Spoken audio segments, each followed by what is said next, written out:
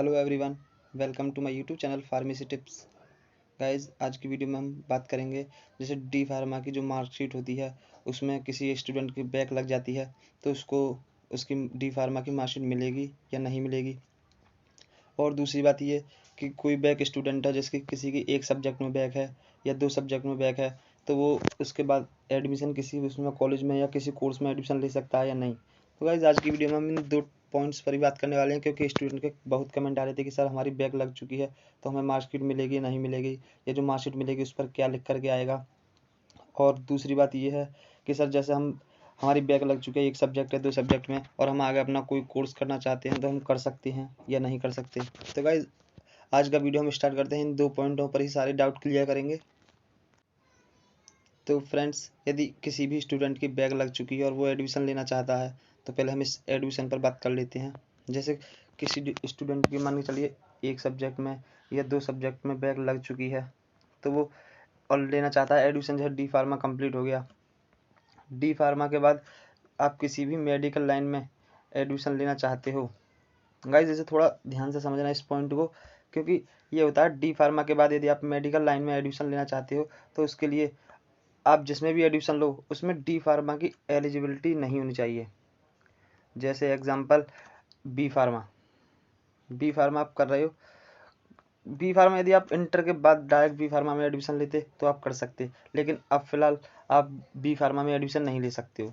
यदि आप ये होता कि जहाँ पर 12th से कोई कोर्स है, जैसे 12th के बाद आपका कोई कोर्स है, 12th क्लास आपने की, उसके बाद कोई मेडिकल लाइन का कोर्स है तो आप उसके लिए एलिजिबल हो सकते हो। बट जहाँ पर डी फार्मा एलिजिबल है, डी फार्मा के बाद ऐसा कोई कोर्स होगा जिसमें डी फार्मा की एलिजिबिलिटी आपसे मांग रहा हो तो आप उस कोर्स में एडमिशन नहीं ले सकते। जब तक आपका डी फार्मा बिल्कुल क्लियर नहीं हो जाएगा तब तक आप डी फार्मा वाले जैसे जिसमें डी फार्मा की एलिजिबिलिटी है आप उस कोर्स में एडमिशन नहीं ले सकते। तो गाइज, ये तो हो गई एडमिशन की बात।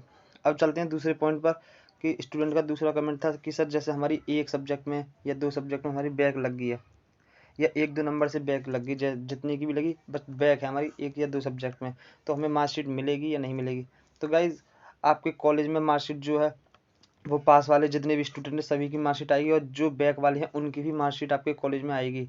एलिजिबल आप मतलब मार्कशीट के लिए भी आप एलिजिबल हो, आपकी मार्कशीट कॉलेज में आएगी, सभी स्टूडेंट की मार्कशीट आती है। बट डिफरेंस इतना रहता है कि जो स्टूडेंट डिवीजन से पास होते हैं, फर्स्ट डिवीजन या जो भी है, तो उनके ऊपर बाकायदा डिवीजन लिख करके आता है उनकी मार्कशीट पर। लेकिन जो स्टूडेंट की बैक होती है तो उस पर आपकी बैक लिखी आती है, बैक बाकायदा मार्कशीट पर। लेकिन जब आप अपनी बैक क्लियर कर लोगे तो आपसे वो मार्कशीट वापस ले ली जाएगी, और जो आपकी ओरिजिनल दोबारा से जो मार्कशीट आएगी वो आपको दोबारा दी जाएगी और उसे वापस ले लिया जाएगा। और जो बैक पेपर क्लियर करने के बाद आपकी मार्कशीट आएगी उस पर कोई बैग या कोई भी ऐसा कुछ नहीं लिख कर गया। जैसे फर्स्ट डिवीजन वाले स्टूडेंट की मार्कशीट होती है, बिल्कुल ऐसी ही मार्कशीट आपको कॉलेज से दोबारा प्रोवाइड होगी। जैसे एग्जाम्पल समझिए कि किसी स्टूडेंट की दो सब्जेक्ट में बैक है तो उस पर लिखी आएगी, मतलब जो आपकी मार्कशीट आएगी बैक वाले स्टूडेंट की कॉलेज में तो उस पर लगेगी बैक, बैक विद जो जो आपके कोड होंगे वो बाकायदा, और आपको मार्कशीट मिलेगी।